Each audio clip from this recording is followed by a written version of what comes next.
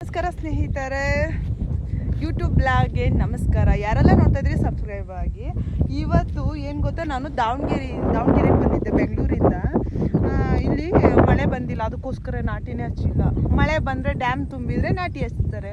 ಆದರೆ ನೀರು ತೊಂದರೆ ಇರೋದ್ರಿಂದ ಈ ಸರಿ ಡ್ಯಾಮ್ ತುಂಬಿಲ್ಲ ಅನ್ನೋದ್ರಿಂದ ನಾಟಿ ಹಚ್ಚಿಲ್ಲ. ನೋಡಿ ಹೊಲೆಲ್ಲ ಹೇಗೆ ಬೀಳ್ಬಿಟ್ಟಿದ್ದಾರೆ. ತುಂಬ ಬೇಜಾರಾಗ್ತಾಯಿದೆ ನನಗಂತೂ. ನಮ್ಮ ಕಡೆ ಹೊಲ ಬೀಳ್ಬಿಟ್ರೆ ಅಲ್ಲಿ ಸೊಪ್ಪು ಹುಟ್ಟುತ್ತೆ.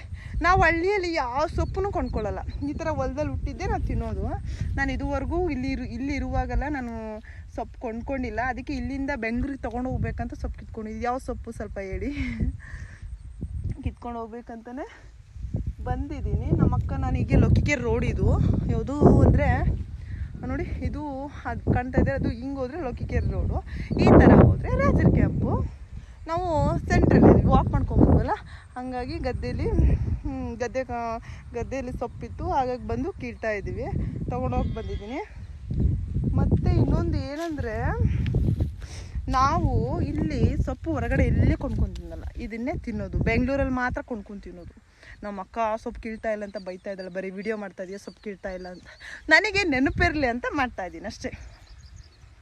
ನೋಡಿ ಎಷ್ಟು ಚೆಂದ ಇದೆ ಸೊಪ್ಪು, ನೋಡಿ ನೋಡಿ ಇದು ತುಂಬ ಖುಷಿ. ನನಗೆ ತುಂಬ ಇಷ್ಟ ಆಯಿತು. ಎಲ್ಲ ನೆನಪಿಲ್ಲ ಅಂತ ವಿಡಿಯೋ ಮಾಡ್ಕೊಂಡಿದ್ದೀನಿ. ಅಲ್ಲಿ ನೋಡಿ, ನಮ್ಮೂರಿಗೆ ಒಂದು ಸ್ಕೂಲ್ ವ್ಯಾನ್ ಬರ್ತಾ ಇದೆ. ಕಾಣ್ತಾ ಇಲ್ವಾ? ನೋಡು, ಕಾಣ್ತಾ ಇದ್ದೀರಿ, ತೋರಿಸ್ತೀನಿ. ಸ್ಕೂಲ್ ವ್ಯಾನ್ ಅದು ಬರ್ತಾ ಇದ್ದಾರೆ.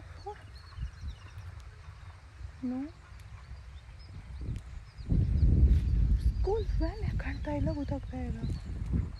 ಜೊತೆ ಒಂದು ನಿಮಿಷ ಬಾ ಜೊತೆ. ಇಲ್ಲಿ ಸ್ಕೂಲ್ ವ್ಯಾನು ಇಳಿಸ್ಬಿಟ್ಟು ಆಗ್ತಾ ಇಲ್ಲ ನೋಡು. ಓ, ಇವಾಗ ನೋಡಿ ಸ್ಕೂಲ್ ವ್ಯಾನ್ ಹೋಗ್ತಾ ಇದೆ. ನಾನು ರಾಂಗ್ ಇಟ್ಕೊಂಡಿದ್ದೆ.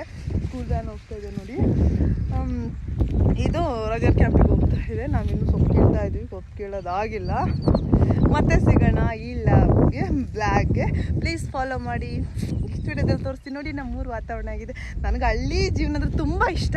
ಇದೇ ಹೊಲದಲ್ಲಿ ನಾನು ನಾಟಿ ಹಚ್ಚಿದ್ದೀನಿ. ಅದು ಫ್ಲ್ಯಾಶ್ ಬ್ಯಾಕ್ ಇನ್ನೂ ಇಷ್ಟ ಆಯಿತು.